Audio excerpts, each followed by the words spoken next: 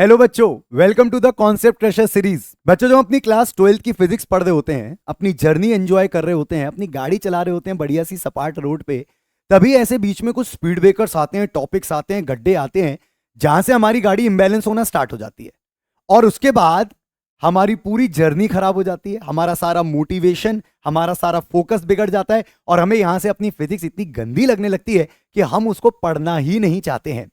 तो बच्चों, इस सीरीज का टारगेट ही है कि ऐसे जो टॉपिक्स हैं उन सारे टॉपिक्स को उठाया जाए, बच्चों को अच्छे से पढ़ाया जाए, उसका अच्छे से इमेजिनेशन कराया जाए, उसके अच्छे से क्वेश्चन कराए जाए और बच्चों की ये समस्या जड़ से निपटा दी जाए। तो ऐसी एक टॉपिक आज हम लेकर के आपके सामने आए हैं जिसका नाम है electric field due to a ring charge. और ऐसा बहुत बार हुआ है कि बच्चों को इसके इमेजिनेशन में और इसके क्वेश्चन में बड़ी समस्या आई है। तो आज ये आपका लास्ट दिन होगा जिस दिन आपको electric field due to a ring charge समझ में नहीं आया होगा। So today we are going to finish this topic from the root, जड़ से निपटाने वाले हैं, that is electric field due to a ring charge. अब इसके लिए सबसे पहले आपको फील्ड की फीलिंग होनी चाहिए भाई साहब। अब फील्ड क्या होता है? जब मैं फील्ड की बात करता हूं तो फील्ड का मतलब होता है सिंपल शब्दों में इलाका। अब आपके घर में लगा होगा हॉटस्पॉट या वाईफाई, तो ये जो वाईफाई होता है इसके सिग्नल कब स्ट्रॉन्ग आते हैं? जब आप अपना फोन लेके इसके इलाके में आ जाते हैं। सिमिलरली रात के 3 बजे आप गुजर रहे हैं और रात के 3 बजे एक गली से गुजरे और एक कुत्ता पीछे पड़ गया। अब ये कुत्ता आपके पीछे क्यों पड़ा है? उसके पीछे का रीजन है क्योंकि आप उस कुत्ते के इलाके में आ गए। तो ये जो इलाके वाली फीलिंग होती है, इसी इलाके वाली फीलिंग को हम लोग कहते हैं फील्ड। और जैसा मैंने आपको कुत्ते के एग्जाम्पल से या एक वाईफाई के एग्जाम्पल से यहां पे फील्ड की फीलिंग दी है, वैसी फीलिंग अब आपको चार्ज के लिए लेनी है कि हर चार्ज अपने अगल बगल एक रीजन बना के रखता है, जिस रीजन में वो अपनी मनमानी चलाता है। वो उस रीजन का, मैं क्या कहता हूं, वो उस रीजन का जयकान शिकरे होता है। तो वो इस रीजन में अगर कोई दूसरा चार्ज आ जाए तो उस पे वो इलेक्ट्रिकल फोर्स लगाना स्टार्ट कर देता है। और इसी रीजन को, जो चार्ज के अगल बगल होता है, इसी रीजन को कहते हैं the region of electric field. अब बच्चों, अगर किसी पॉइंट चार्ज की बात करते हैं, जो कि आपको पता होता है, अगर किसी पॉइंट चार्ज की बात करते हैं तो किसी भी पॉइंट चार्ज से आर की दूरी पर अगर इस फील्ड की वैल्यू को लिखा जाता है, तो अगर लेट से क्यू चार्ज है और आर की दूरी पे बात करें तो आर की दूरी पे ये फील्ड का वैल्यू होता है के क्यू बटे आर स्क्वायर, राइट। और इसकी डायरेक्शन अगर पॉजिटिव चार्ज से बात करें तो पॉजिटिव चार्ज से अवे, बाहर की तरफ होती है। और मैं बच्चों से बोलता हूं ऐसे याद रखना कि पॉजिटिव से चल हट और नेगेटिव से आजा। तो पॉजिटिव से चल हट का मतलब पॉजिटिव से अवे की तरफ लाइंस जा रही होती हैं। और जो वैल्यू होती है वो जरा ध्यान से देखिएगा, के क्यू बाय आर स्क्वायर, ये वाली वैल्यू होती है। जब आप कैलकुलेशन करते हैं, क्वेश्चन करते हैं, तो इस फॉर्मूले को आप भयंकर तरीके से यूज करते हैं, राइट। तो ये हमारी फील्ड की वैल्यू हो गई। मैं यहां पे लिख देता हूं, this is the value of electric field के क्यू बाय आर स्क्वायर। जिसमें आप लोग जानते होंगे कि के को अगर हम खोले तो अंदर से गुलदस्ता निकलता है और के की वैल्यू होती है, जब खोल के लिखे तो 1/4 पाई अपसाइलन नॉट, ये हमारे के की वैल्यू भी होती है, राइट। अब हम लोग कोई पॉइंट चार्ज तो पढ़ने आए नहीं है, बट मेरा काम था कि पॉइंट चार्ज के बारे में बच्चों को थोड़ा सा आइडिया दे दो, क्योंकि इसी पॉइंट चार्ज की फीलिंग से और मदद से हम अपने रिंग चार्ज को भी पढ़ने वाले हैं। लेकिन बच्चों, रिंग चार्ज के अंदर एक सबसे बड़ी समस्या यह होती है कि रिंग चार्ज के अंदर जो चार्ज होता है वो एक पॉइंट पे एकत्रित नहीं होता है, वो चार्ज पूरी रिंग पे फैला हुआ होता है। और जब भी चार्ज किसी सरफेस पे, लाइन पे या वॉल्यूम में फैला हुआ होता है, ऐसे प्रकार के सिस्टम को कंटीन्यूअस चार्ज सिस्टम कहा जाता है, राइट। तो कंटीन्यूअस चार्ज सिस्टम की अगर बात करें तो हमारे पास 3 टाइप के कंटीन्यूअस चार्ज सिस्टम पॉसिबल है भाई साहब। पहला, जिसमें चार्ज हमारी किसी लाइन में या रेखा में फैला हुआ हो। अगर चार्ज किसी लाइन में फैला हुआ होता है तो हम ऐसे में कैसे बात करते हैं कि 1 यूनिट में कितना चार्ज होगा, 1 मीटर में कितना चार्ज होगा। आप दुकान पे गए, आप तार खरीदने गए, आपने तार कैसे मांगा? भैया 1 मीटर कितने रुपए का होगा, राइट। तो जब आप पर यूनिट मीटर की बात करना चालू कर देते हैं तो ऐसे में हम इसको बोलते हैं लीनियर चार्ज डेंसिटी, और इसी को हम लैम्डा से डिनोट करते हैं, that is linear charge density. तो मैंने अपना तार वाला एग्जांपल बताया, वो तार वाला एग्जांपल ध्यान रखेंगे, उससे हमेशा फीलिंग आएगी कि 1 मीटर में कितना चार्ज, उसको बोलते हैं lambda, that is linear charge density. और इसका यूनिट सिस्टम देखा जाए तो यूनिट सिस्टम बन जाएगा भाई साहब कूलम प्रति मीटर, क्योंकि 1 मीटर में कितना चार्ज, इसका मतलब कूलम पर मीटर। सिमिलरली अगर चार्ज को मैं इस बार लाइन में ना फैला के एरिया में फैला दूं तो अगर चार्ज को मैं एरिया में फैलाना स्टार्ट कर देता हूं, आप मान लीजिए अमीर हो गए, कल के दिन जमीन खरीदने गए तो कैसे पूछोगे, भैया क्या रुपए स्क्वायर फीट चल रही है जमीन? तो क्या रुपए स्क्वायर फीट का मतलब आप एक यूनिट एरिया का पैसा पूछ रहे हो। अगर एक यूनिट एरिया का हम चार्ज पूछना स्टार्ट कर दे तो इसी को कहते हैं चार्ज पर यूनिट एरिया या सरफेस चार्ज डेंसिटी। और सरफेस चार्ज डेंसिटी को हम सिग्मा से डिनोट करते हैं। ये हमारा दूसरा टर्म रहता है जब भी हम कंटीन्यूअस सिस्टम की बात करते हैं। बच्चों क्यों बात कर रहे हैं कंटीन्यूअस सिस्टम की? क्योंकि हमारी जो रिंग है वो एक कंटीन्यूअस चार्ज सिस्टम का एग्जांपल है। खैर रिंग में हम सिग्मा यूज नहीं करेंगे, लेकिन आगे जाके अगर डिस्क पढ़ना स्टार्ट किया या आगे जाकर अगर स्फीयर पढ़ना स्टार्ट किया, सॉलिड स्फीयर पढ़ना स्टार्ट किया, तो फिर हमको इन टर्म्स की जरूरत जरूर पड़ने वाली है। सिमिलरली अगर हम बात करते हैं किसी वॉल्यूम की, अगर चार्ज किसी वॉल्यूम में फैल जाता है तो हम वहां पे टर्म डिफाइन करते हैं रो, और रो को हम लिखते हैं volume charge density, volume charge density. ठीक है भाई। अगर इनकी यूनिट सिस्टम देखे जाए तो जैसा पहले का मैंने लिखा कूलम प्रति मीटर, तो इसका यूनिट सिस्टम हो जाता है कूलम प्रति मीटर स्क्वायर। 1 मीटर स्क्वायर में कितना चार्ज फैला हुआ है। सिमिलरली 1 मीटर क्यूब में कितना चार्ज फैला हुआ है, तो कूलम प्रति मीटर क्यूब। ये हमारे इसके 3 यूनिट सिस्टम हो जाते हैं।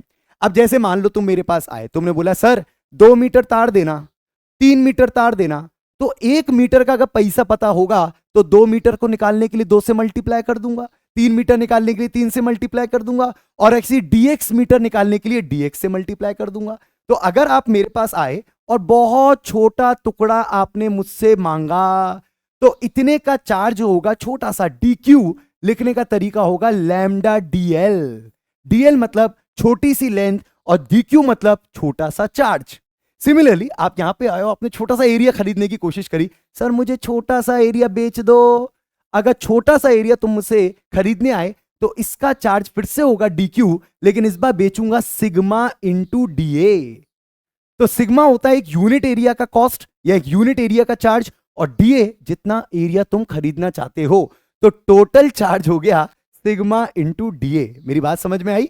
चलो सिमिलरली इसका तुम सोच चुके होगे कि तुम्हारा dq चार्ज इसमें लिखूंगा तो पहली बात तो इसमें कुछ वॉल्यूम खरीदूंगा, और अगर कुछ वॉल्यूम खरीदूंगा तो इसका चार्ज होगा रो dv। तो आपको जब भी कंटीन्यूअस चार्ज सिस्टम की बात करनी है तो आप लैम्डा, सिग्मा, रो इनको भी ध्यान रखें, क्योंकि कभी कभी आपको आंसर्स लैम्डा, सिग्मा, रो के टर्म्स में भी देने पड़ सकते हैं। बट क्या ये बात रिंग में वैलिड है? क्या ये बात रिंग के लिए जरूरी है? अभी आपको पता चल जाएगा। तो चलिए स्टार्ट करते हैं रिंग चार्ज के बारे में कि कैसे हमारा रिंग चार्ज की हम फील्ड निकाल सकते हैं on any point on its axis.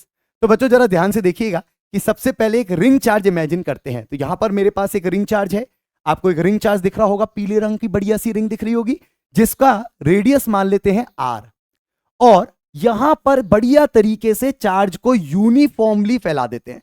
मैं ध्यान रखूंगा इस बात का, और आपको भी ध्यान रखना है इस बात का कि सारा चार्ज इस पे यूनिफॉर्मली फैला हुआ है। कहीं से भी खा लो बराबर मिठास फील होगी। इसका मतलब बराबर यूनिफॉर्मली चार्ज एकदम तरीके से फैला हुआ है। अब आप चाहें तो लिख सकते हैं कि चार्ज लेंथ में फैला है तो लैम्डा लिख लो सर, और आप चाहें तो ये भी बोल सकते हैं सर पूरा चार्ज एक बार में लिख लो ना। तो हम दोनों चीजें यूज करके चलेंगे, हम पूरा चार्ज भी यूज करेंगे और हम लैम्डा भी यूज करेंगे कि कल के दिन अगर आपको लैम्डा के टर्म्स में स्विच होना पड़ा तो आपको समस्या ना आए। तो चलिए इसका पूरा चार्ज मान लेते हैं बड़ा Q। तो बड़ा Q मतलब टोटल चार्ज, और लीनियर चार्ज डेंसिटी मान लेते हैं लैम्डा। अब बच्चों हम लैम्डा को चार्ज के टर्म्स में यहीं के यहीं लिख लेते हैं, राइट? क्या था lambda? Charge per unit length. क्या था lambda? Charge per unit length. तो चार्ज कितना है? Q, और पूरे की लेंथ कितनी है? हाँ, सरकमफेरेंस 2 पाई r। बिल्कुल सही। तो अगर r रेडियस की रिंग है तो चार्ज पर यूनिट लेंथ हो गया lambda upon 2 pi, sorry lambda equals to Q upon 2 pi r। Clear? तो अगर तुम्हें कल के दिन चार्ज के टर्म्स में आंसर देना है तो Q के टर्म्स में देना, लैम्डा के टर्म्स में देना है तो Q को लिख देना 2 पाई r इंटू लैम्डा। अपने हिसाब से चेंज करना सीखो, कुछ रटने की जरूरत आवश्यकता नहीं है। चलिए आगे बढ़ते हैं। अब बात करते हैं कि हम क्या करने आए थे, हमारा मोटिव क्या था इस लेक्चर का। इस लेक्चर का मोटिव यह है कि मैं आपको किसी भी तरीके से इसकी एक्सिस पर फील्ड निकालना सिखा दूं। तो चलिए इसकी एक्सिस पे चलना स्टार्ट करते हैं, छोटे छोटे बेबी स्टेप्स चलते हैं और छोटे छोटे कदम चलते चलते चलते चलते सेंटर से इसकी एक्सिस पे किसी पॉइंट पे आ जाते हैं। लेट्स से ये पॉइंट की सेंटर से दूरी मान लेते हैं x। तो x की दूरी पे हमें अपना फील्ड का आंसर निकालना है। अब कैसे निकालें उसका जरा ध्यान से तरीका सोचिएगा, ठीक है। तो हम लोग ऐसा नहीं कर सकते कि पूरी रिंग को खचाक सीना एक पॉइंट चार्ज बना लिया सेंटर पे और फिर आंसर लिख दिया k Q by X square. Sir देखो I am so smart, sir I am so smart, सारी रिंग को सेंटर पे मान लिया और फिर इसका आंसर लिख दिया k Q by R square. ऐसा नहीं कर सकते बच्चों, आपको सेंटर नहीं मानना है, आप सारे चार्ज को सेंटर पे एकत्रित नहीं कर सकते। यह केवल स्फीयर्स के केस में किया जा सकता है, वो भी तब जब आप स्फीयर के आउटसाइड के पॉइंट की बात करते हैं। यह आप रिंग में कभी मत करना। क्या नहीं करना? Don't consider the whole charge at centre. मत करना, नहीं करना है, इस बात का पहले ध्यान रखना है। तो सर फिर क्या तरीका बचता है? तो तरीका बड़ा सिंपल सा है। हम पूरी रिंग में एक बार में बात तो नहीं कर सकते, लेकिन अगर हम रिंग के टुकड़े टुकड़े टुकड़े टुकड़े टुकड़े टुकड़े टुकड़े ऐसे बहुत सारे टुकड़े इमेजिन करें तो हम एक एक टुकड़े की इलेक्ट्रिक फील्ड जरूर पी पॉइंट पे भेज सकते हैं। इतना कॉन्फिडेंस आपको अपने अंदर रखना है। तो हम लोग क्या करेंगे, हम लोग पूरी रिंग की एक बार में बात नहीं करेंगे, हम रिंग के एक टुकड़े की बात करेंगे। पहले एक टुकड़े की बात करेंगे। लेट से वो टुकड़े का नाम है उसका चार्ज है DQ। उस DQ चार्ज से हमारी P पॉइंट पे कितनी इलेक्ट्रिक फील्ड पहुंचेगी, पहले इसकी फीलिंग लेंगे। और एक बार हमारे एक टुकड़े ने आंसर बताया तो हम बाकी सारे टुकड़ों को इमेजिन करेंगे। और अगर बाकी सारे टुकड़ों ने अपना आंसर बताया तो फिर हम, अब जानते हैं एडिशन नहीं कर सकते, ऐसे छोटे छोटे टुकड़े जब जुड़ते हैं तो इंटीग्रेशन का इस्तेमाल करेंगे। तो चलिए स्टेप बाय स्टेप करते हैं। सबसे पहले रिंग में एक टुकड़े को इमेजिन करते हैं। तो मैं कलर चॉइस कर लेता हूं। कलर चॉइस है मेरी चटक लाल। मैं चटक लाल कलर का एक टुकड़ा इमेजिन करवा रहा हूं, ध्यान से देखिएगा। और इस टुकड़े का चार्ज है DQ। तो ये जो DQ चार्ज है ये बिल्कुल छोटा सा टुकड़ा है। इमेजिन करिए सामने आपके रिंग है और रिंग के सबसे ऊपर वाले पॉइंट पे एक छोटा सा टुकड़ा है जिसका चार्ज है DQ। इस DQ को इमेजिन करिए, बाकी पूरी रिंग को थोड़ी देर के लिए धुंधला दीजिए, फोकस से हटा दीजिए। केवल चार्ज और सन्नाटे में पॉइंट P, केवल दो चीजें दिखनी चाहिए आपको। अब आपको चार्ज दिख रहा है, पॉइंट P दिख रहा है, चार्ज दिख रहा है, पॉइंट P दिख रहा है, चार्ज दिख रहा है, पॉइंट P दिख रहा है। और अब इसी चार्ज से P पॉइंट पे फील्ड फेंक के मारनी है। अब किसी भी चार्ज से अगर P पॉइंट पे फील्ड लेते हैं या भेजते हैं तो उसकी वैल्यू मैंने अभी भी आपको बताई थी, k Q by R square होती है। तो लेट्स कंसिडर लाल वाली dot as a point charge, और पॉइंट चार्ज से ये P पॉइंट कितना दूर है, तो इसको दूरी लिख देते हैं छोटा r। ना ये बड़ा r है ना ये x है, ये है नया दूरी छोटा r। और ये कितनी फील्ड फेंक के मारेगा उसको मैं चटक लाल कलर से दिखा देता हूं। क्योंकि छोटा सा चार्ज है तो छोटी सी फील्ड फेंक के मारेगा, और वो छोटी सी फील्ड पॉजिटिव चार्ज से अवे होगी तो वो छोटी सी फील्ड होगी DE। यहां तक क्लियर? तो अगर DE तुम सबको समझ में आ गया तो कोशिश करो ये DE कितना होगा, इसकी वैल्यू कितनी होगी। सोचो सोचो सोचो, दिमाग लगाओ, खर्च करो कि DE की वैल्यू कितनी होगी। सर DE की वैल्यू, सर दूरी तो मुझको R दिख रही है ना, चार्ज मुझे DQ दिख रहा है, पॉइंट मुझे P दिख रहा है, सर सारी चीजें तो दिख रही हैं, बस केवल फॉर्मूला लगाना है क्या? हाँ बेटा जी, केवल फॉर्मूला लगाना है। तो DE की वैल्यू हो जाएगी K charge that is DQ बटे R स्क्वायर। ये हमारी DE की वैल्यू हो गई।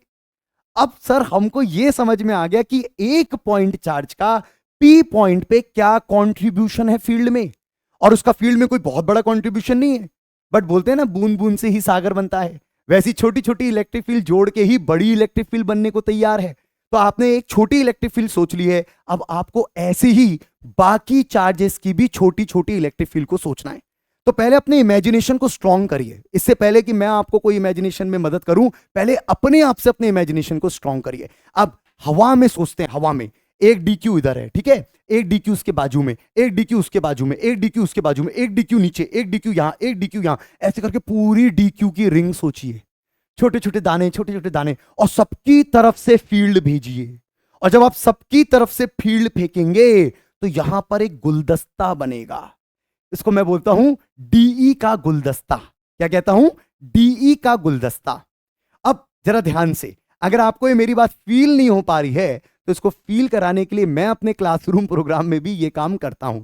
मैं बच्चों के लिए क्या करता हूं, एक छोटा सा प्रॉप दिखाता हूं, उससे उनको ये फील हो जाता है। तो एक काम करता हूं, मैं आपको एक छोटा सा, तो इस सेटअप में आप देख सकते हैं ये सेम सेटअप है जैसा सेटअप मेरे बोर्ड पे है। मेरे पास एक रिंग है जिस रिंग का रेडियस आर है, जिस रिंग पे मैंने एक पॉइंट इमेजिन कर रखा है। ये वाला वो पॉइंट है जो मैंने यहां पे लाल रंग से मार्क कर रखा है। ये वो पॉइंट है जिसका नाम है डी क्यू। और ये डी क्यू जो चार्ज है ये पी पॉइंट पे, ये वाला पॉइंट पी है जिसकी दूरी आपके सेंटर से छोटा, सॉरी सेंटर से एक्स है, और ये वाली दूरी छोटा आर है, राइट। तो ये दूरी आपकी एक्स है, ये दूरी आपकी छोटा आर है, ये आपका वो छोटा सा चार्ज है डी क्यू। और सर ये डी क्यू कर क्या रहा है? ये डी क्यू इस पॉइंट पे फील्ड फेंक के मार रहा है। कहां पर फेंक रहा है? सर ऐसे फेंक रहा होगा, क्योंकि कैसा चार्ज है? सर पॉजिटिव चार्ज है। अब बच्चों एक की फील्ड तो अगर तुम्हें फील हो गई, मैं फील कराना चाहता था सारे लोगों की फील्ड। सारे लोग कैसी फील्ड भेज रहे होंगे, लेकिन यहां मैंने दो ही की फील्ड फील कराई है। तो जरा दूसरे की फील्ड देखते हैं कि दूसरे की फील्ड कहां होगी। तो अब इसी के डायमेट्रिकली अपोजिट एक और चार्ज इमेजिन करो, एक और चार्ज इमेजिन करो जिसका नाम फिर से रख लो डी क्यू। और ध्यान रखना इसके पी पॉइंट की दूरी, इसके पी पॉइंट की दूरी में कोई अंतर नहीं आया है, इसके चार्ज की वैल्यू में कोई अंतर नहीं आया है। इसका मतलब इसकी फील्ड की वैल्यू तो सेम पहुंचेगी। तो अगर ये फील्ड डीई है तो ये फील्ड भी डीई ही होगी। लेकिन क्या ये दोनों की डायरेक्शन सेम है? नहीं। अगर आप अच्छे से गौर से देखें तो इन दोनों की डायरेक्शन में अंतर आ गया है। और अगर आप सारे चार्जेस को फील करें, सर आपने क्या प्रॉमिस किया था कि आप सारे चार्ज फील कराएंगे, यहां तो आप दो चार्ज फील करा के छोड़ दो हमको। ऐसा नहीं है। देखो अब मैं ढंग से अगर इसको थोड़ा सा घुमाऊं, क्योंकि मैं इतने सारे डंडे तो नहीं बना सकता, लेकिन मैं इसको घुमा के वो फीलिंग तो दे सकता हूं कि अगल बगल के सारे चार्ज कैसी फील्ड वहां भेजेंगे। तो चलो रेडी रहना, मैं इसको घुमाऊंगा और तुमको फील करना है कि बाकी सारे चार्ज कैसी कैसी फील्ड को भेजेंगे। तो वहां पे आप फील करेंगे कि पी पॉइंट पे आपको एक फील्ड का गुलदस्ता नजर आएगा। तो ऐसे मैं फील्ड घुमाते जाऊंगा, ऐसे मैं टायर को घुमाते रहूंगा, रिंग को घुमाते रहूंगा, और पी पॉइंट पे सारे लोग अपनी फील्ड भेजते जाएंगे। और जैसे जैसे वहां फील्ड पहुंचती जाएगी वहां पर एक छोटी डीई का गुलदस्ता बनना स्टार्ट हो जाएगा। बस ऐसी डीई के गुलदस्ते को आपको इमेजिन करना है। अगर ये इमेजिनेशन आपके अंदर आ गया तो बात मान के चले कि आपको ये टॉपिक भी समझ में आ गया।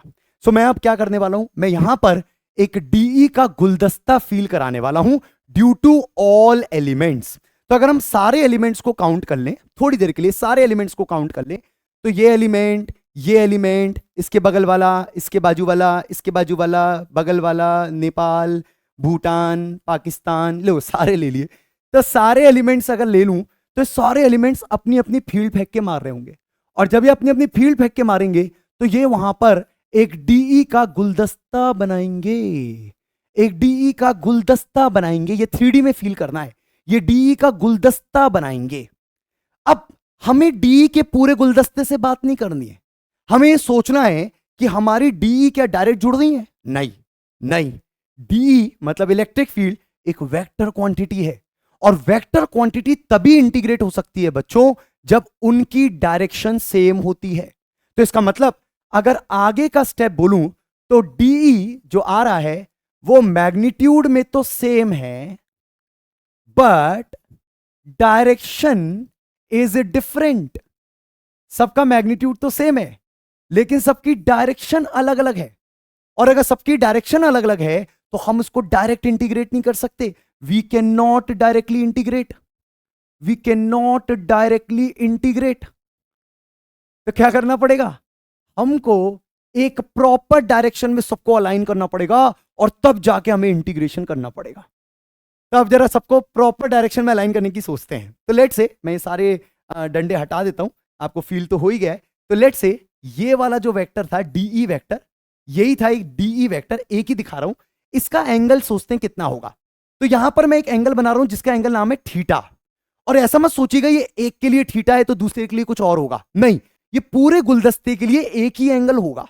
तो पूरा गुलदस्ता theta theta theta theta theta theta, सारे इलेक्ट्रिक फील्ड वही थीटा एंगल बना रहे होंगे, राइट।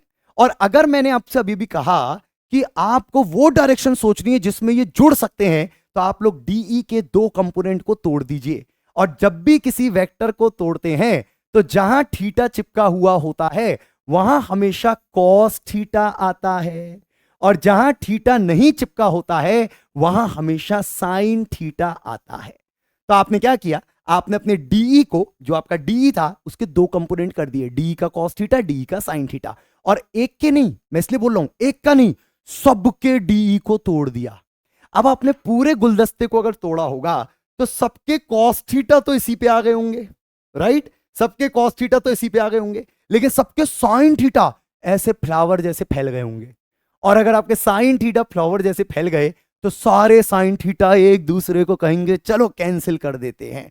तो यहां पर sine theta will get cancelled out, क्योंकि सबके साइन थीटा एक तरीके से फ्लावर की तरह फैल जाएंगे तो वो कैंसिल हो जाएंगे, और सबके कॉस थीटा एक पट्टी में आके जुड़ जाएंगे। सो इंटीग्रेशन जो हमें करना है बच्चों, वो इंटीग्रेशन में ध्यान रखना है कि नेट फील्ड जो एक्सिस पे आने वाली है वो बनेगी इंटीग्रेशन ऑफ डीई का कॉस थीटा। बस इतना सा ध्यान रखना था। अब इसके बाद का जो स्टेप है वो सच में बहुत आसान है। तो मैंने आपका पहला काम और पहला दर्द पूरा खत्म कर दिया, दैट इज आपका इमेजिनेशन अच्छा कर दिया।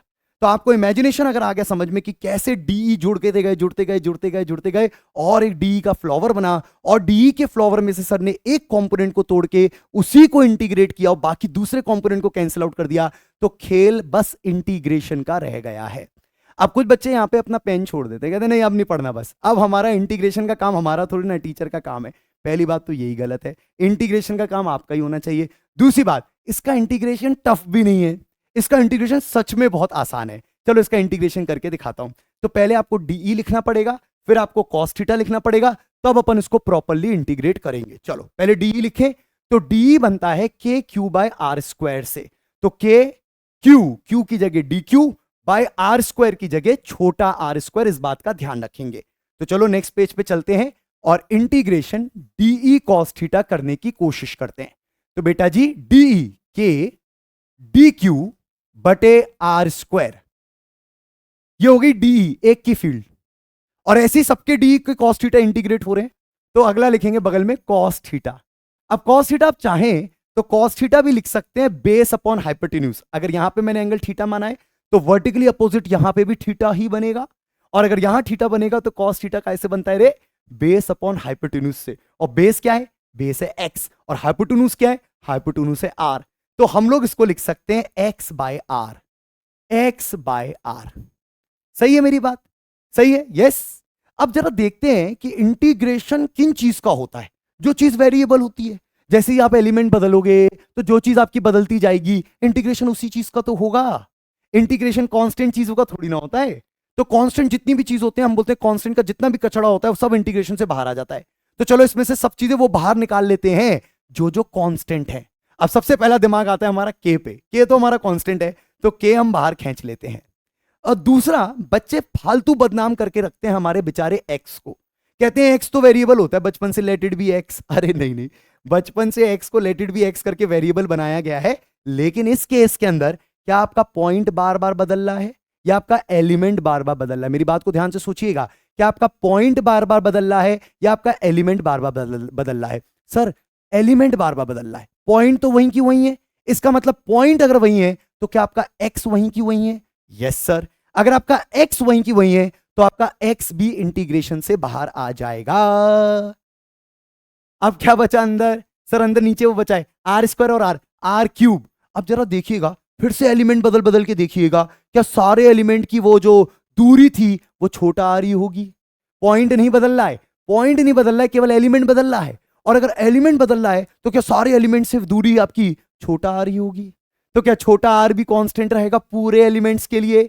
Yes sir. तो छोटा आर भी बाहर निकालो, बाहर क्या आ जाएगा? छोटा आर क्यूब। तो अंदर कौन रह गया?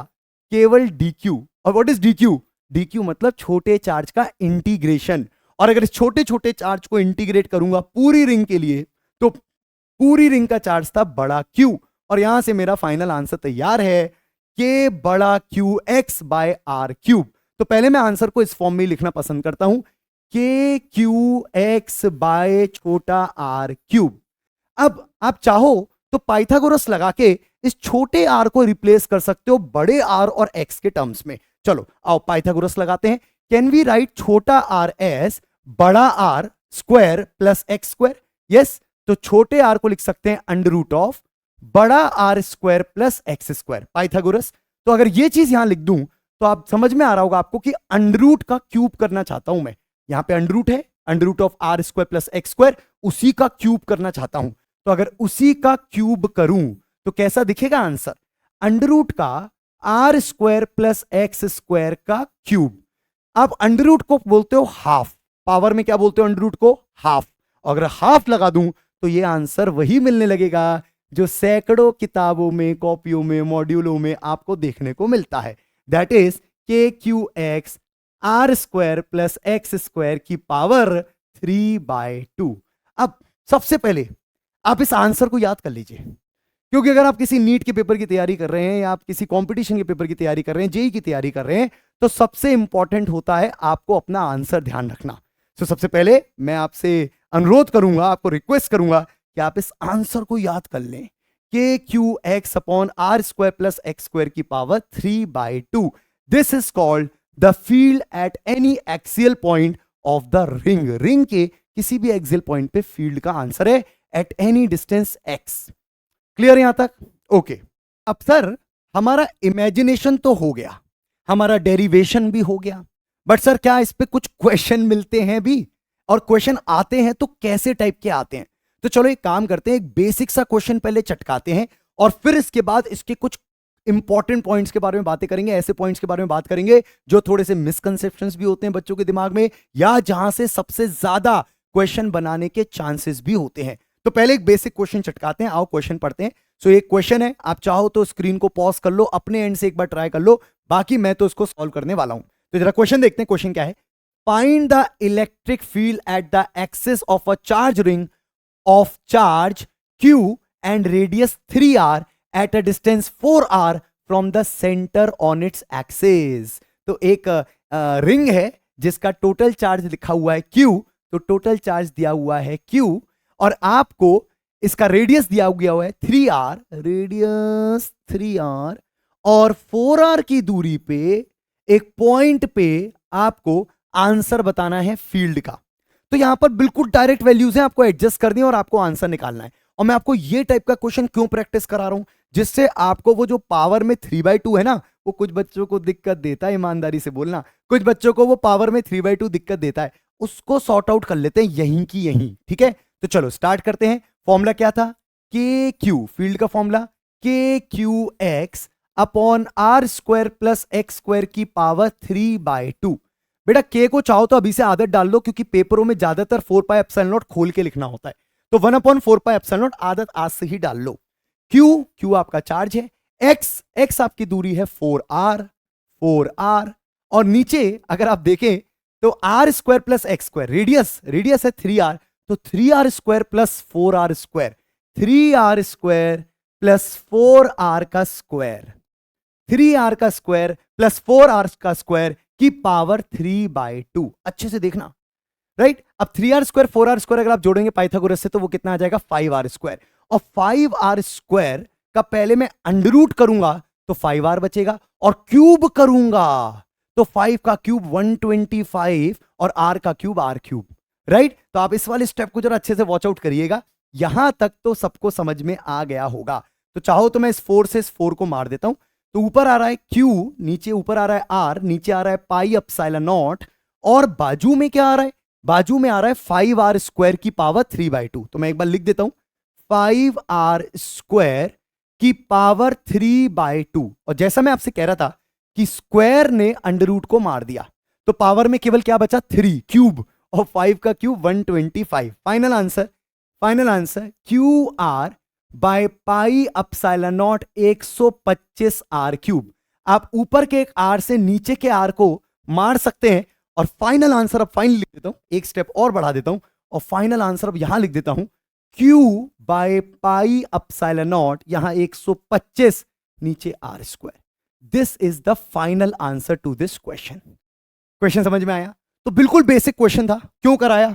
जिससे तुमको एक बार वैल्यू रखने का मौका मिल जाए, तुमको ये ना लगे कि बस डेरिवेशन हो गया, इमेजिनेशन हो गया और क्वेश्चन नहीं हुआ। तो क्वेश्चन एक बेसिक लेवल का इस तरीके का दिखता है। सर तो कुछ बेहतर क्वेश्चन भी देखने को मिल सकते हैं क्या? बिल्कुल मिल सकते हैं। और अब आने वाला जो क्वेश्चन है ये थोड़ा बेहतर साइड क्वेश्चन है, ठीक है? सो इसको भी आप पॉज कर सकते हैं और फिर अपने एंड से एक ट्राई दे सकते हैं। तो ये एक डबल रिंग सिस्टम का क्वेश्चन है और इसको जरा करने में मजा भी आने वाला है। तो चलो भाई मैं स्टार्ट करता हूं क्वेश्चन पढ़ना। आप वीडियो पॉज करके अपने एंड से भी ट्राई कर सकते हैं। नीचे 4 ऑप्शन है, अपना ऑप्शन मैच करा सकते हैं। बच्चों थोड़े बहुत कैलकुलेशन हो सकते हैं क्योंकि जब पावर्स गंदी होती हैं तो आपको थोड़े बहुत कैलकुलेशन करने की आदत भी होनी चाहिए। तो चलिए देखते हैं क्वेश्चन क्या कह रहा है। Figure shows two parallel non conducting rings with their central axis along a common line. तो यहां पे दो दो रिंग्स हैं जिनकी बीच की एक्सिस कॉमन है। Okay, ring 1 has uniform charge density charge Q2 and same radius R। तो एक रिंग 1 है जिसका चार्ज Q2 है। रिंग 1 को चार्ज Q2 दे दिया, चलो यहां पे डायग्राम में थोड़ा अलग है, चलो मान लेते हैं रिंग 2 को चार्ज Q2 दे दिया और रिंग 1 को चार्ज Q1 दे दिया और दोनों के रेडियस R है। The rings are separated by distance 3R। तो इन दोनों के बीच की दूरी यहां पे दे रखी है हमको 3R सेंटर टू सेंटर। आगे कहानी सुनिएगा। The net electric field at point P on the common line at a distance R from the ring 1 is 0। तो आपके रिंग 1 से R की दूरी पर एक पॉइंट P है और वहां पॉइंट P पे दोनों की फील्ड एक दूसरे को कैंसिल कर दे रही है और वहां पे फील्ड कितनी आ रही है? 0। तो सवाल पूछा गया है what is the ratio of Q1 is to Q2। आपको Q1 और Q2 का रेशो बताना है। ठीक है भाई, क्वेश्चन बहुत जबरदस्त है, बहुत क्लियर है और बेसिक फॉर्मूला बेस्ड है, बस थोड़े से एनालिटिक्स और लगेंगे। चलिए स्टार्ट करते हैं। सबसे पहले देखते हैं यहां पर इन भैया की कितनी फील्ड पहुंचेगी। तो इन भैया के लिए दूरी कितनी हो गई? बड़ा R। और इन भैया की कितनी फील्ड पहुंचेगी? इन भैया के लिए दूरी कितनी हो गई? 3R minus R, that is 2R। तो एक के लिए हम x की वैल्यू यूज करेंगे R और एक के लिए x की वैल्यू यूज करेंगे 2R। और अगर दोनों की फील्ड की इमेजिनेशन लें तो दोनों की फील्ड एक दूसरे को मार रही होगी। इसका मतलब हमें बस मैग्नीट्यूड सेम करने हैं, डायरेक्शन तो ऑपोजिट है ही। तो हम क्या करने वाले हैं, इससे फील्ड पहुंचाएंगे R की दूरी पर, इससे फील्ड पहुंचाएंगे 2R की दूरी पे और दोनों के मैग्नीट्यूड को इक्वेट कर देंगे, डायरेक्शन तो उल्टी है ही। तो चलिए दोनों के मैग्नीट्यूड कर देते हैं इक्वल। सो एक का चार्ज एक का चार्ज Q1, एक के लिए x की दूरी R, नीचे रेडियस दोनों के R, तो R square plus x square की पावर 3/2। यह हमारा हो गया रिंग 1 के लिए, इसको फील्ड बोल देते हैं E1। ये E1 field I due to ring 1 at point P और ऐसी इसकी फील्ड फेंक के मारी E2। तो E2 फील्ड पहुंची के Q2R बटे R की जगह 2R, X की जगह 2R बटे R स्क्वायर, रेडियस का स्क्वायर, X की जगह 2R का स्क्वायर की पावर 3/2। अच्छे से चेक करिए क्या आपने भी ऐसी कोई इक्वेशन बनाई थी क्या? अगर बनाई थी तो फिर तो आपका आंसर भी आया होगा। लेकिन अगर ऐसी इक्वेशन समझने में दिक्कत आ रही है तो फिर से फील कर लीजिए कि इसने कितनी फील्ड भेजी क्योंकि इसकी दूरी कितनी थी और इसने कितनी फील्ड भेजी क्योंकि इसकी दूरी कितनी थी। दोनों में x का अंतर है और चार्ज का अंतर है, बाकी दोनों के लिए सारी चीजें आइडेंटिकल हैं। तो आपने एक की x की वैल्यू R और एक की x की वैल्यू 2R रखी है। क्लियर? अब k ने k को यहां पे कैंसिल किया, R ने एक R को यहां पे कैंसिल किया और ऊपर बना Q1, नीचे बना 2R स्क्वायर की पावर 3/2। अब यहां से थोड़ा कैलकुलेशन करना है। सो Q1 अपॉन 2R स्क्वायर की पावर 3/2 इक्वल्स टू, वहां कितना आएगा? 2Q2, वहां पे एक 2 ऊपर रह गया है तो 2Q2 और नीचे 2R का square 4R square plus R square 5R square, तो 5R स्क्वायर की पावर 3/2। बस बच्चों यहीं से हमको बस थोड़ा सा अपने कैलकुलेशन का ध्यान रखना है। सो Q1 बाई Q2, मुझे ये रेशो चाहिए, मैं एक तरफ कर देता हूं, इज इक्वल टू, अब मुझे क्या चाहिए? 2R स्क्वायर उधर भेज देता हूं, तो 2 इंटू 2R स्क्वायर की पावर 3/2 अपॉन 5r² की पावर 3/2। अब आप जानते हैं ये r² अंदर कैंसिल हो जाएंगे, पावर कॉमन है तो ये r² अंदर कैंसिल हो जाएंगे। बेसिकली हमें निकालना क्या है, हमें 2/5 की पावर 3/2 को सॉल्व करना है, यही हमारा मेन काम है। तो हम लोग क्या करेंगे, यहां से 2/5 की वैल्यू कितनी लिखी जा सकती है, 0.4 की पावर 3/2। अब बच्चों जब भी तुम्हें 3/2 सॉल्व करने का मौका मिले फिजिक्स में, मैथ्स में, कहीं भी, तो तुमको सबसे पहले अंडर रूट लगाना है और फिर तुम्हें क्यूब करना है। यहां लिख दूं, पहले अंडर रूट और फिर क्यूब, पहले अंडर रूट और फिर क्यूब, ये हमेशा ध्यान रखना है। तो पहले अंडर रूट करेंगे, 0.4 का अंडर रूट सोचना पड़ेगा थोड़ा सा, जैसे कि 0.6 का अंडर रूट होता है या 0.6 का स्क्वायर होता है 0.36, तो 0.36 मतलब 0.4 के काफी करीब है, लेकिन 0.7 का स्क्वायर हो जाता है 0.49, वो 0.5 के करीब चला जाता है। इसका मतलब आंसर 0.6 से थोड़ा सा बड़ा आना चाहिए। तो फॉर अप्रोक्सीमेशन, क्योंकि मेरे पास ऑप्शंस हैं, मैं उसका फायदा उठाऊंगा, तो मैं यहां पे अप्रोक्सीमेशन के लिए इसको 0.6 लेट कर लेता हूं। सो लेट से ये आंसर आएगा 0.6 और फिर इसका मैं करूंगा क्यूब।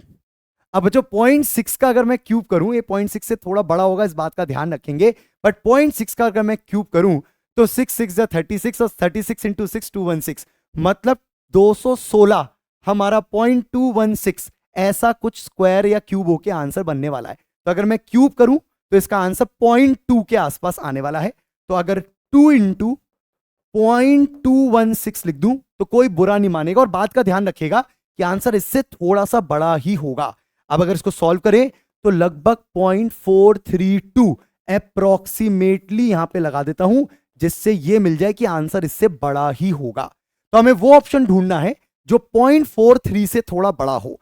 तो अगर हम ऑप्शंस देखें तो हमारे पास एक ऑप्शन है 0.5, 0.43 से थोड़ा बड़ा, 0.2 ये तो गलत है, 0.8 काफी बड़ा, गलत है, 1 तो पॉसिबल नहीं था, तो इसका मतलब इसका सही जवाब होगा 0.5।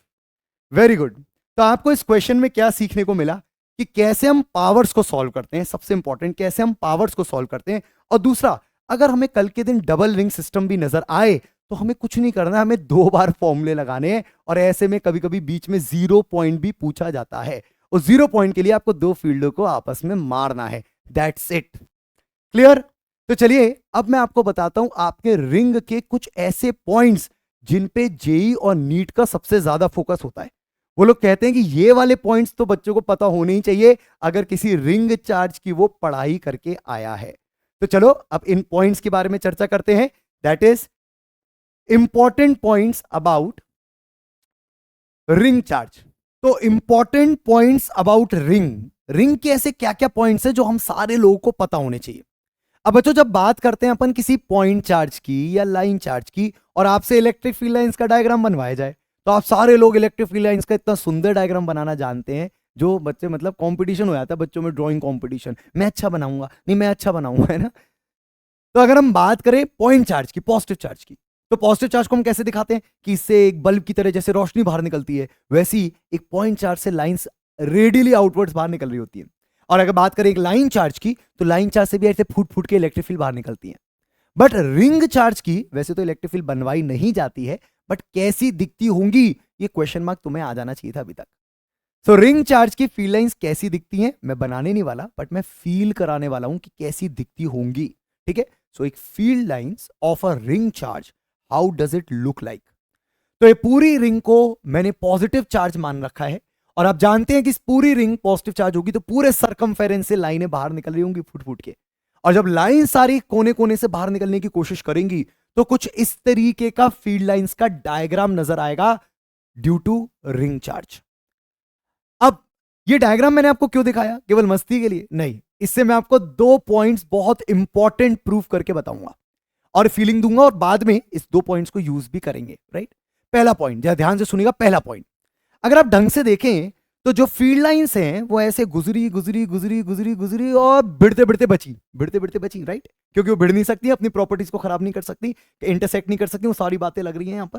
तो इसका मतलब ऐसा बीच में कहीं एक पॉइंट नजर आ रहा है क्या, हाँ एक बीच में ऐसा पॉइंट नजर आ रहा है क्या, यस जिसको आप सेंटर कहते हो, और जहां पर फील्ड लाइंस का एक तिनका भी नहीं पहुंच पा रहा। इसका मतलब बीच में एक पॉइंट है, दैट इज सेंटर, जहां पर इलेक्ट्रिक फील्ड लाइन नहीं पहुंच पाती, या वो सेंटर उस इलेक्ट्रिक फील्ड से वंचित रह जाता है। मतलब कि आपके सेंटर की इलेक्ट्रिक फील्ड 0 होनी चाहिए।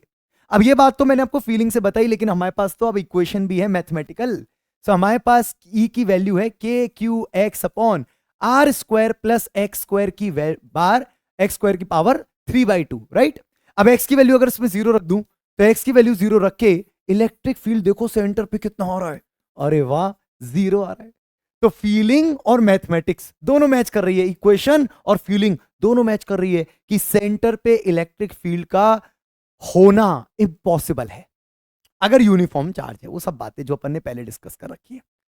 दूसरी इंपॉर्टेंट बात, सर आपने 2 बातें बोली थी, दूसरी इंपॉर्टेंट बात, दूसरी, अगर आप ढंग से फील्ड लाइंस का डायग्राम देखें तो जैसे इमेजिन करो यहां से एक फील्ड निकली और यहां से एक फील्ड निकली।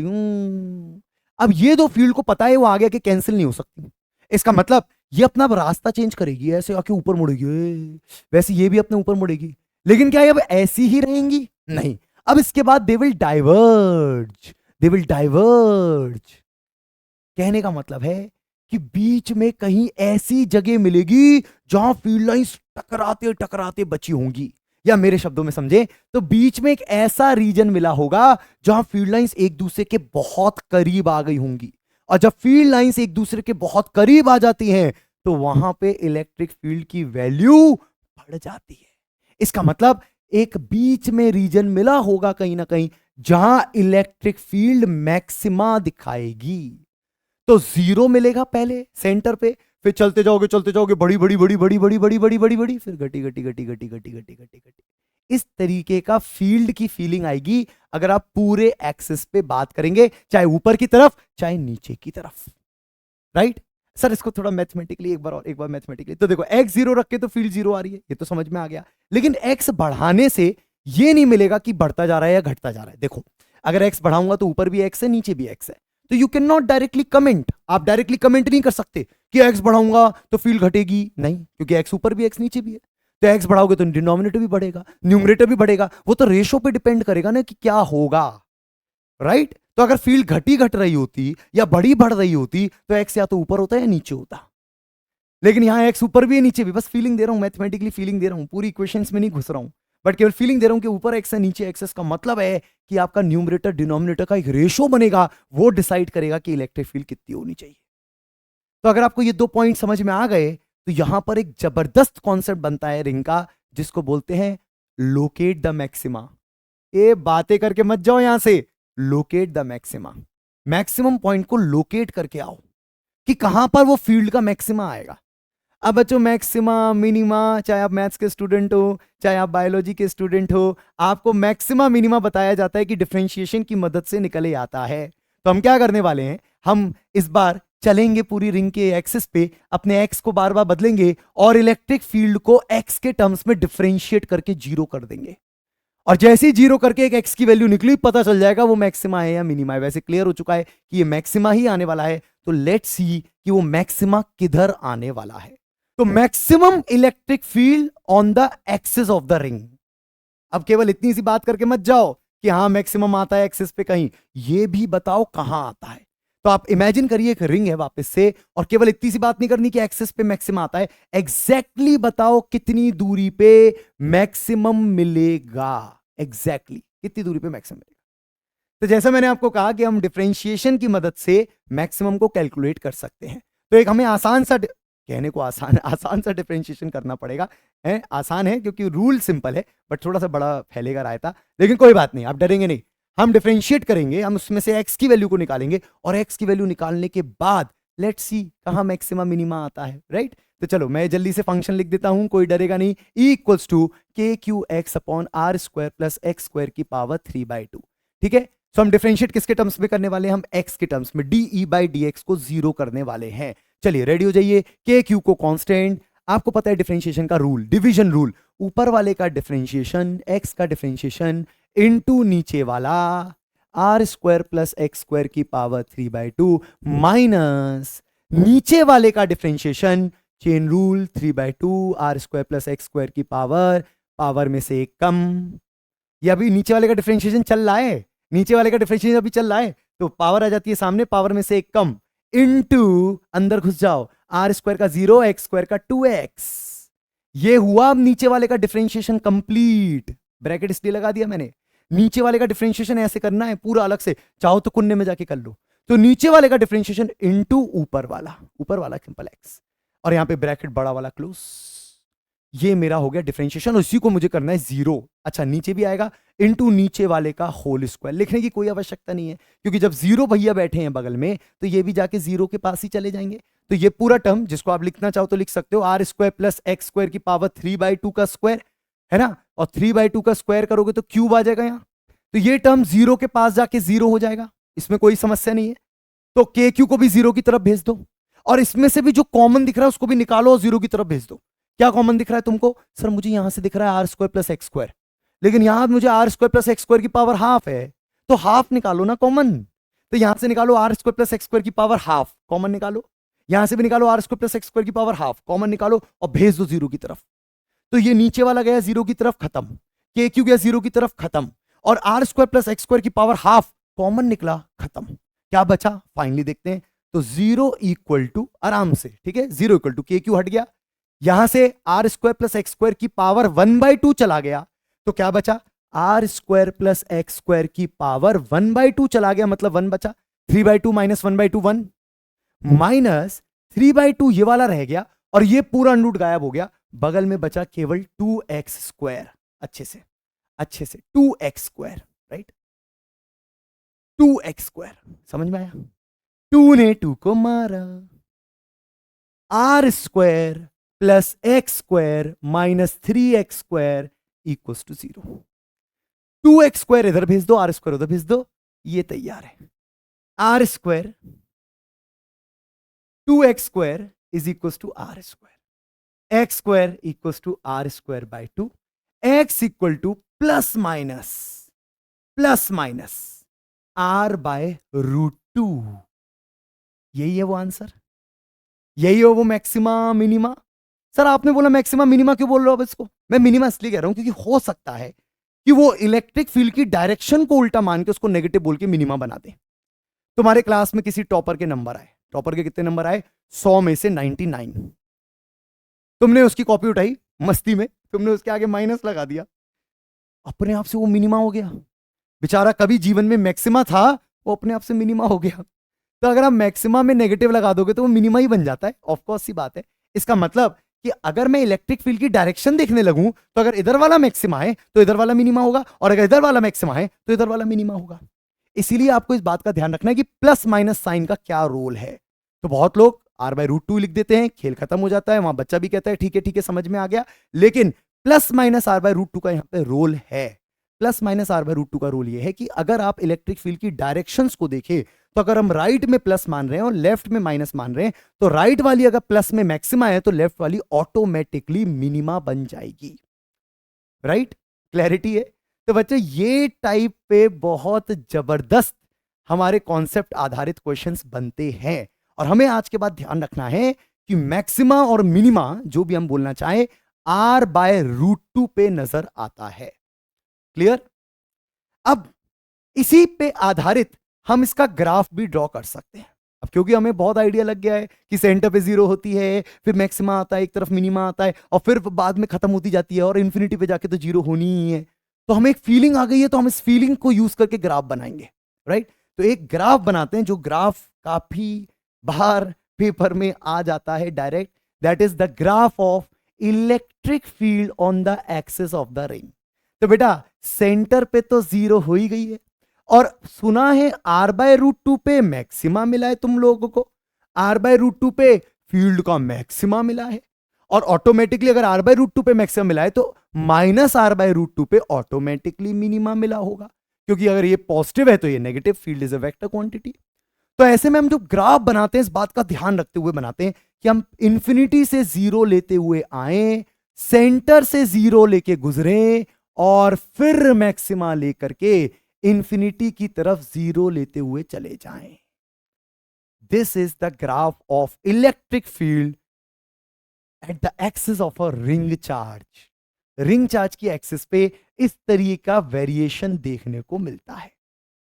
तो आपको ये सारी बातें अगर समझ में आ गई हैं तो मैं आप एक और क्वेश्चन कराता हूं, जिससे देखते हैं कि इतनी इंफॉर्मेशन से क्या हमारा क्वेश्चन ये वाला बन पाता या नहीं बन पाता, या हमें थोड़ी और इंफॉर्मेशन है जो ऐड कर देनी चाहिए अपने जीवन में, राइट। तो चलो एक क्वेश्चन कराता हूं। ये देखो एक क्वेश्चन है मेरे पास। द मैक्सिमम इलेक्ट्रिक फील्ड, आप पढ़ सकते हो एक बार question. The maximum electric field intensity on the axis of a uniformly charge ring of charge Q and radius R will be. आपको बताना है कि एक रिंग है जिसका चार्ज Q है, रेडियस R है, उसकी मैक्सिमम इलेक्ट्रिक फील्ड जगह मत बताओ। पिछली बार पहले डायग्राम बता रहे थे, फिर जगह जगह बता दी, तुम तो वैल्यू भी बताओ कितनी होती है। तो चलो ये हमारी एक इंफॉर्मेशन में भी ऐड हो जाएगा और हमारे एक क्वेश्चन में भी ऐड हो जाएगा। एक तीर दो निशान, एक क्वेश्चन भी बना रहे हैं एक तरीके से और एक इंफॉर्मेशन भी ऐड हो जाएगी कि वो मैक्सिमम की वैल्यू कितनी होती है। तो जैसा मैंने आपसे बोला कि वो मैक्सिमम होता है R/√2 पे, तो आपको कुछ नहीं करना है, बस x की जगह R/√2 को पुट करना है। चलिए फॉर्मूला लगाते हैं, E = KQ, x की जगह R/√2 upon R² plus R/√2 का स्क्वायर की पावर 3/2, यही होने वाला है। अब ध्यान से ऑप्शन देखिए, सब में 1/4 पाई एप्सिलॉन नॉट लिखा है, इसलिए k को लिख देते हैं 1/4 पाई एप्सिलॉन नॉट। ठीक है, q की जगह q रहने देते हैं। ये सब के सब सारे ऑप्शंस में, ये सब ऑप्शंस छोटा q, छोटा q। ठीक है भाई। अब बगल में देखते हैं R/√2, एक आया हमारे पास R/√2, ऊपर है ये, और नीचे देखें तो R/√2 का स्क्वायर। भाई साहब R/√2 का स्क्वायर हो गया R²/2, और R²/2 जब R² में जोड़ेंगे तो 3R²/2। आप भड़बड़ी मत करें, आप भड़बड़ी में बहुत गलती करते हैं, इसलिए भड़बड़ी मत करें, भड़बड़ाएं नहीं, आराम से, कोई भड़बड़ी नहीं, आराम से। अब देखते हैं कि क्या ये सॉल्व कर सकते हैं। सर ने क्या सिखाया था? सर ने बताया था कुछ ऐसा, कुछ कि पहले कुछ किया करो फिर कुछ किया करो। क्या बोला था? पहले अंडर रूट किया करो फिर क्यूब किया करो। तो अगर पहले अंडर रूट किया करो और फिर क्यूब किया करो, कहां गया? हाँ भाई, कहां गए, कहां गए, कहां गए? हाँ, तो पहले अंडर रूट किया करो फिर क्यूब किया करो, तो क्या बनेगा यहां पर? सर यहां पे बनेगा √3, यहां बनेगा √2 और यहां बनेगा R। यस, तो पहले अगर मैं अंडर रूट कर दूं, अंडर रूट, तो यहां पे पावर में 3 लिख देता हूं और मैं अंडर रूट कर देता हूं, तो यहां आ गया √3, यहां आ गया √2 और ये बना R। ठीक है, ठीक है, ठीक है, थोड़ा सा। और अब इसको क्यूब करेंगे, तो अगर अब मैं इसका क्यूब करूं तो √3 का क्यूब 3√3, √2 का क्यूब 2√2 और R का क्यूब R³। तो फाइनल आंसर कैसा दिखेगा? 1/4 पाई एप्सिलॉन नॉट, यहां पे Q, यहां पे R/√2 और अभी अभी नीचे क्यूब व्यूब हुआ है, बहुत कुछ हुआ है, तो 3√3 R³ बटे 2√2। देखो मैं इसलिए स्टेप्स में बिल्कुल मस्ती नहीं, स्टेप्स में बिल्कुल मस्ती नहीं। इसके नीचे भी √2, उसके नीचे भी √2, √2 ने √2 को मारा, एस के ऊपर भी आर, इसके ऊपर भी एक आर है, आर ने R² बना दिया। तो अगर आप ढंग से देखें तो ये 2 चक के ऊपर जाने को तैयार बैठा है, ये 2 चक के ऊपर जाने को तैयार बैठा है, तो मतलब ऊपर आने वाला है 2Q, नीचे आने वाला है 4 पाई एप्सिलॉन नॉट और बगल में आने वाला है 3√3 R², 3√3 R²। बच्चों आप चाहो तो ये 2 को काट के यहां पे 2 2 जा 4 भी लिख सकते हो, है ना? 2 2 जा 4 हो जाएगा, तो यहां 2 बचेगा, 2 3 जा 6, तो 6√3 का टर्म नीचे ओवरऑल बचेगा अगर पूरी काटा पीटी कर दी जाए। तो अगर आप चाहें तो उसको और सॉल्व कर सकते हैं, बट मैं तो अभी आंसर मैच कराऊंगा। तो आंसर देखते हैं, 2Q भी है, 3√3 भी है, 4 पाई भी है, तो हमारा आंसर तो मैच कर गया। लेकिन फिर भी अगर आपको कुछ याद रखने वाली चीज चाहिए तो 2 से इस 2 को मार दीजिए और इसको लिख दीजिए Q upon pi epsilon not 6√3। कैसे आया 6? 2 3 जा 6, 6√3 R²। और अब अपने ग्राफ में जाके इस वैल्यू को नोट कर लीजिए। ये आपका ग्राफ है मैक्सिमा मिनिमा का, इसमें जाके इस वैल्यू को नोट कर देते हैं। क्या मैं के लिख दूं अभी? KQ नहीं, के मत लिखो, 1/4 पाई एप्सिलॉन नॉट लिख चुके हैं अपन इसको। ठीक है, तो 6 यहां पे लिख देते हैं, Q 6√3 pi epsilon not R²। ये हमारी मैक्सिमा की वैल्यू है, इसी का माइनस लगा देंगे, मिनिमा आ जाएगा। डन? क्लैरिटी है? बिल्कुल क्लैरिटी। क्वेश्चन भी चटका लिया और एक इंफॉर्मेशन और ऐड कर ली अपने जीवन में। चलो भाई, तो रिंग का मैक्सिमा मिनिमा क्लियर हो गया, रिंग की फील्ड क्लियर हो गई, रिंग के बेसिक्स क्लियर हो गए, कहां जीरो होती है कहां मैक्सिमम होती है ये क्लियर हो गया है। तो फिर बचा क्या? डबल रिंग का भी एक क्वेश्चन कर लिया, तो फिर बचा क्या? बच्चों अभी रिंग में एक और शानदार कॉन्सेप्ट होता है, वो कॉन्सेप्ट को जरा डिस्कस करते हैं यहां पर। बहुत जबरदस्त कॉन्सेप्ट, दैट इज कि अगर हम रिंग से थोड़ा दूर ही चल दें, दूर चलते हैं, तो जरा रिंग से थोड़ा दूर चलते हैं, मजा आएगा। रिंग से थोड़ा दूर चलते हैं, रिंग से दूर चले जाओगे तो फिर वो पूछेगा बताओ अब फील्ड की क्या वैल्यू होगी। अब रिंग से अगर हम बहुत दूर चले गए तो क्या होगा, सेंटर पे तो जीरो था, फिर थोड़ी दूर जाके मैक्सिमम मिला था, लेकिन बहुत दूर चले गए तो सर जीरो हो जाएगी। नहीं, जीरो तो इंफिनिटी पे जाके होगी। वो इंफिनिटी नहीं बोल रहा, वो कह रहा है जस्ट इमेजिन कि हम आर रेडियस की रिंग से काफी दूर चले गए, that is x is Ambani, x R के सामने बहुत बड़ा है। तो अगर एक्स आर के सामने बहुत बड़ा है, क्यू चार्ज की रिंग है, तो कितना आंसर आएगा, पी पॉइंट पे कितना आंसर आएगा, ऐसा पूछेगा। अब पी पॉइंट पे आंसर निकालने के लिए आपको अंबानी कंडीशन लगानी पड़ेगी। अंबानी कंडीशन क्या होती है कि अगर अंबानी जी हैं, अभी अंबानी जी का सामने तुम पहुंच गए, तुम बोले मैं अंबानी जी मैं आपको 100 रुपये दूंगा। 100 रुपये देगा, क्या करेगा तू 100 रुपये दे के मुझे, कहना मैं आपकी प्रॉपर्टी में 100 रुपीज ऐड करना चाहता हूं, तो क्या उसको कोई फर्क पड़ेगा इस बात से? आप उसको 100 रुपये का नोट देंगे, अंबानी जी को 100 रुपये का नोट देंगे, क्या उनकी प्रॉपर्टी में कोई फायदा होगा? बहुत भयंकर, कोई फायदा नहीं होगा। आज भी उनकी प्रॉपर्टी उतनी ही रहेगी लैक्स करोड़ में जितनी पहले थी, राइट? तो इसका मतलब, इसको मैं अपनी क्लास में अंबानी कंडीशन कहता हूं कि जब बहुत बड़ी कोई चीज होती है और उसमें आप छोटी सी चीज को ऐड या सब्ट्रैक्ट करते हैं, तो प्लीज ये मत ही करें तो बेहतर है, ये मत ही करें तो बेहतर है, राइट? अब मैं आपको बताता हूँ यहाँ कैसे यूज होगा। तो अगर हम कभी भी रिंग की बात करें तो रिंग को बोलते हैं के क्यू, रिंग की फील्ड को बोलते हैं K Q x upon R square plus x square की पावर 3/2। अभी कौन अंबानी बने बैठा है? ये अंबानी बने बैठे हैं, अंबानी, ये अंबानी बैठे बैठे, ये यू और मी, मैं भी अपना नाम भी ले लेता हूँ अंबानी जी के सामने, तो यू एंड मी, तो ये यू एंड मी, ये अंबानी जी। अभी तुम के नीचे अंबानी जी से क्या बोल रहे हो? देखो ये अंबानी जी बैठे, अंबानी जी, तुम अंबानी जी से बोल रहे हो अंबानी जी मैं आपके में स्क्वायर होके ऐड हो जाऊं? बोलेंगे क्या करेगा तू मेरे से ऐड होके, और क्या कर लेगा तू मुझसे ऐड होके, क्या वैल्यू क्रिएट कर देगा तू मेरे जीवन में आके, हैं? तो तेरे होने या ना होने से मुझे फर्क नहीं पड़ेगा। तो एक्स स्क्वायर में आर स्क्वायर जोड़ने और घटाने का एक्स स्क्वायर को कोई फर्क नहीं पड़ रहा है, एक्स इज अंबानी। तो हम ऐसे में क्या करेंगे, हम नीचे से एक्स स्क्वायर में आर स्क्वायर को ऐड करना बंद ही कर देंगे। हम कह रहे जब 100 रुपए से उनको फर्क ही नहीं पड़ रहा तो रहने ही दो। तुम ये भी मैं स्क्वायर होके, अरे यार 100 का स्क्वायर 10,000 होता है, उससे भी कोई फर्क नहीं पड़ना। तो आप समझ रहे होंगे कि स्क्वायर होने का भी कोई बड़ा फायदा नहीं है, क्योंकि वहां अंबानी का भी स्क्वायर हो रहा है। तो ये स्क्वायर भी हटा दीजिए, नीचे क्या बचा, एक्स स्क्वायर की पावर 3/2, एक्स स्क्वायर की पावर 3/2। अगर 2 ने 2 को मारा तो देखो आंसर क्या आ गया, के क्यू ऊपर एक्स नीचे एक्स क्यूब, फिर मारा तो के क्यू बाय एक्स स्क्वायर। अब इस आंसर को देख के बोलो कुछ चमका या नहीं चमका, कुछ दिमाग में ऐसे बिजली जैसी दौड़ी नहीं दौड़ी? नहीं दौड़ी, अभी भी नहीं दौड़ी। एक बार फिर सोचो, के क्यू बाय एक्स स्क्वायर, अभी भी नहीं दौड़ी, फिर सोचो, दौड़ेगी दौड़ेगी। कि इतना नाटक करने से बेहतर था कि आप रिंग को सेंटर पे मान लेते सारे चार्ज को, क्योंकि बहुत दूर से रिंग इतनी छोटी दिखेगी कि आपको रिंग ही नहीं दिखेगी, पॉइंट चार्ज दिखेगा। और अगर वो आपको पॉइंट चार्ज दिखेगा और आप उससे एक्स की दूरी पे आ चुके हैं, तो answer K Q by X square ही होगा। सर लेकिन लेक्चर की शुरुआत में आपने इस बात के लिए हमें मना किया था कि कभी भी सेंटर पे चार्ज एकत्रित मत करना। तो बेटा उस टाइम ये भी तो कहा था कि सेंटर पे एकत्रित तब मत करना जब आजू बाजू रहो।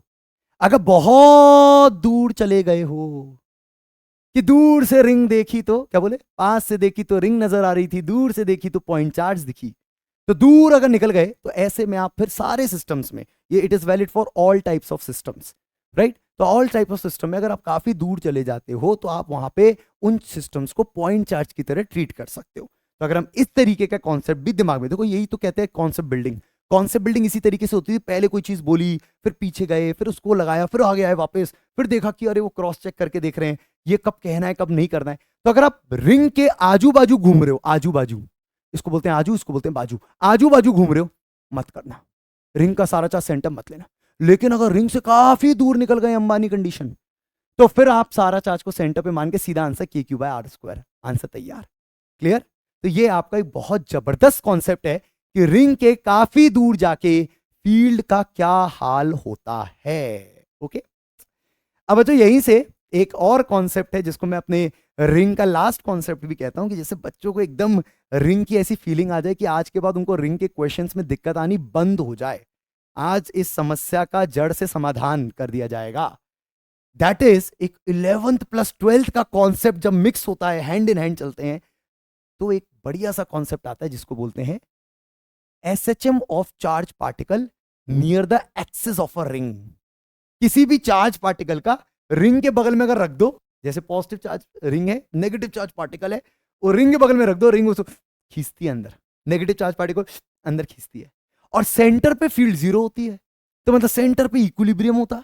तो जैसे वो वैसे सेंटर तक पहुंचता है तो स्पीड लेके जाता है, स्पीड लेके, ऐसे फील करो, नेगेटिव चार्ज सामने, रिंग, नेगेटिव चार्ज को अट्रैक्ट किया गया रिंग के द्वारा, रिंग को फिक्स कर लो अपने दिमाग में, रिंग को फिक्स कर लो अपने दिमाग में, थोड़ी देर के लिए फिक्स कर लो, रिंग फिक्स हो गई, और नेगेटिव चार्ज को फील्ड के द्वारा खींचा जा रहा है अंदर, सेंटर की तरफ, सेंटर की तरफ खींचा जा रहा है। अब जैसे सेंटर की तरफ खींचा तो उसने वेलोसिटी पिकअप लेना स्टार्ट किया, एक्सेलरेशन पिकअप लेना स्टार्ट किया, और पिकअप लेते लेते उसकी वेलोसिटी बढ़ी, लेकिन जब तक वो सेंटर पहुंचता तब तक फील्ड जीरो हो गई, फील्ड जीरो हो गई, इक्विलिब्रियम आ गया। लेकिन उसका मतलब क्या वो रुक जाएगा? नहीं, क्योंकि वो स्पीड लेके आया था तो वो गुजर जाएगा, और अगर वो गुजर गया तो रिंग बोलेगी अरे भाई भाई भाई, भाई कहां जा रहे हो, वापस चलो चलो चलो चलो चलो। पोशंपा भाई पोशंपा, डाकियों ने क्या किया, 100 रुपए की घड़ी चुराई, अब तो जेल में जाना। कहने का मतलब है कि यहां पर चार्ज पार्टिकल का ऑसिलेशन होना स्टार्ट हो जाएगा, और अगर चार्ज पार्टिकल का यहां पे ऑसिलेशन होना स्टार्ट हो जाएगा तो यहां दो क्वेश्चन बनते हैं। पहला, दूर से छोड़ोगे तो क्या होगा? ऑसिलेशन। लेकिन अगर बहुत पास से छोड़ दोगे तो it can convert into an SHM, and if it can convert into an SHM, then what will be the time period of the SHM? तो पहले मैं फिर से लिख देता हूं इस बात को कि अगर displaced far from centre, far from centre, अगर सेंटर से दूर है, दूर, मतलब x is comparable, comparable to r, अगर कंपेरेबल है देन, THEN, देन ऑसिलेशन होगा। क्या होगा? ऑसिलेशन होगा। पोशंपा भाई पोशंपा, डाकियों ने क्या किया, ऐसे चलता रहेगा। लेकिन if displaced very slightly, very slightly, अब देखो अंबानी कौन बनेगा, देखो x very very very lesser than R, अब तुम अंबानी बन रहे हो, समझे नहीं? आर बड़ा हो जाए एक्स के सामने, जरा सा डिस्प्लेस करना है, जरा सा, रिंग इतनी बड़ी है, जरा सा डिस्प्लेस करना है, x is very very lesser than R, then it gets converted to SHM। फिर ये सिंपल हार्मोनिक मोशन हो जाता है, और फिर वो उसका टाइम पीरियड पूछता है। अब सिंपल हार्मोनिक मोशन में टाइम पीरियड कितना जल्दी निकलता है, ध्यान से सुनना, मैं तुम्हें बताता हूँ, किसी को याद नहीं आ रहा हो तो बहुत सिंपल तरीका है, बहुत लोग SHM से फालतू डरते हैं, जबकि इतना आसान चैप्टर है। बस फोर्स होनी चाहिए -CX या -KX जैसी। कैसी फोर्स चाहिए होती है? -KX जैसी। और जैसी x का फंक्शन आ गया, जो सामने दिखता है कोफिशिएंट c, वो सीधा टाइम पीरियड में यूज हो जाता है, 2π√m/c, खत्म।